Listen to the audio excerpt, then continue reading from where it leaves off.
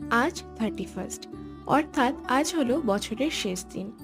আজকের দিনটা প্রত্যেকেরই কিছু না কিছু প্ল্যানিং থাকে, তবে আজ আমার তেমন কোনো প্ল্যান নেই। তাই ভাবলাম এই বিশেষ দিনটাতে নিজের মন মতন করেই না হয় একটু রান্না করা যাক, আর তোমাদেরকেও তার সাথে রেসিপিটা শেয়ার করছি। প্রথমেই আমি এখানে পেঁয়াজগুলোকে থিন স্লাইস করে কেটে নিচ্ছি। তোমরা চাইলে মিক্সিতেও পেস্ট করে নিতে পারো। আর তার সাথে কিছুটা পরিমাণ ধনেপাতাও কুচিয়ে নিচ্ছি।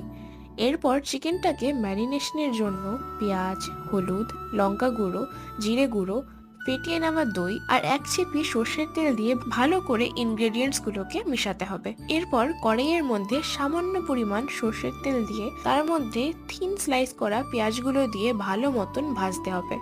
এরপর যখন দেখবে পেঁয়াজের কালারটা হালকা ব্রাউন হয়ে আসছে, তখনই এর মধ্যে দিয়ে দিতে হবে জিঞ্জার গার্লিক পেস্ট আর তার সাথে কাঁচা লঙ্কা। ভালোভাবে সবকিছু মিক্স করে